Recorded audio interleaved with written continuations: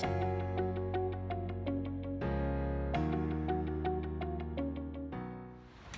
friends, Tim Norton here. I'm one of the pastors at First Presbyterian Church, and we are so thankful that you are sacrificing your time and energy to come be part of our Overflow shelter this season.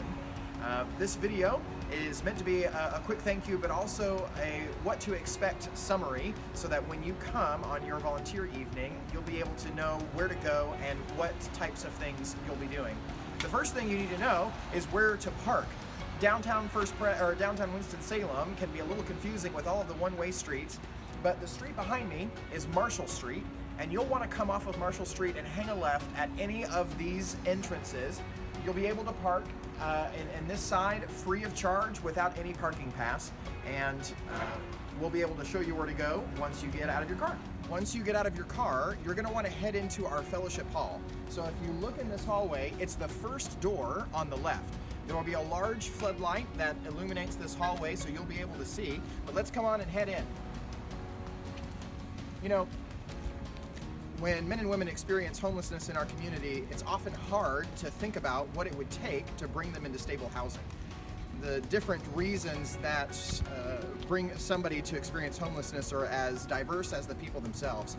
And City with Dwellings is a team of people, of different churches and city leaders coming around to create a consistent community, a network of people who get to know the individuals, the men and women who are experiencing homelessness in our community, and to surround them with the right resources so that they can be empowered to create stable housing for themselves.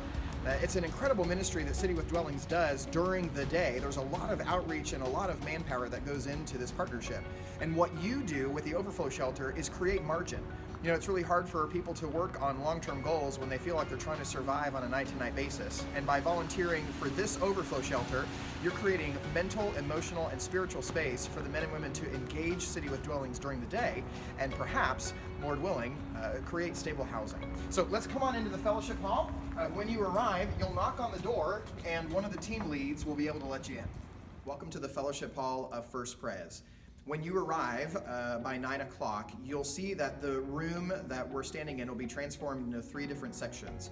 When you come in on your left will be the check-in guest reception area, where most of the men will already have gone through the check-in process and will be eating dinner by the time you arrive.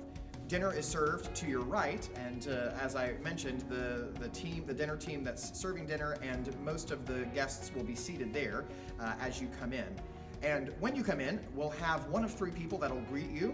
We have 2 lead volunteers, we call them site coordinators, and they serve on the same night of the week, every week for the duration of shelter season, and they report directly to a paid overnight monitor that is an employee of City with Dwellings. One of those 3 people will greet you, check you in as a volunteer, and let you know anything that they might need help with as soon as you arrive.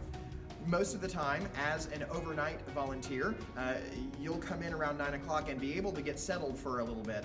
You'll be one of 2 overnights on this Friday or Saturday evening, and the 2 of you will have a separate room from the fellowship hall that the monitor will point out is directly through those exit doors and to the left.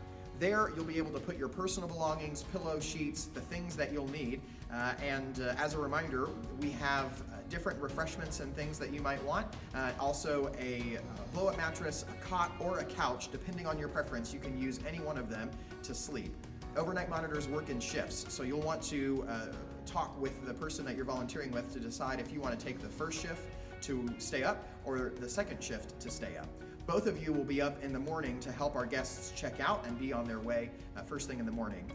There will be a document attached to a reminder email to the one that you got this link, and that will give you a more exhaustive list of the things that you can expect, so be sure to check out that document. But as an overnight monitor, you're basically a second set of eyes for our paid City with Dwellings employee. For fire code, we want to make sure that we always have 2 sets of eyes happening at all points in time. You're not a decision maker, you're the person that's there to be the extra set of hands, and the monitor will ask you directly to do anything that needs to be done. But the vast majority of the nights are pretty quiet, and so you want to make sure that you bring a book or a laptop with Netflix attached to it, something that will help you pass the time as you're making sure that we keep our shelter open by being those extra set of eyes and hands for our guests. The space where I'm standing right now is the space where the 25 men that will be staying at our church will be sleeping. Every night from January 1st to March 31st, men who otherwise wouldn't have a warm meal or a warm, friendly face or a warm place to sleep will have all of those things because of you. In the Gospels, Jesus often did extraordinary things in the midst of ordinary and mundane moments. At a picnic, serving a meal together, on a walk with some of his friends. The Gospels tell us that God uses ordinary moments and ordinary people and ordinary acts of kindness for his extraordinary mission. And so your involvement with the shelter, though it might only be for a few hours, is a powerful demonstration of the gospel that we at First Pres believe in. And it's a powerful act of kindness that our community desperately needs, especially during the winter season when we have hundreds of men and women experiencing homelessness in our community. So, can't thank you enough for volunteering. We are grateful for your partnership as we try and love our neighbors well, and we look forward to seeing you on your night of volunteering. Take care, friends.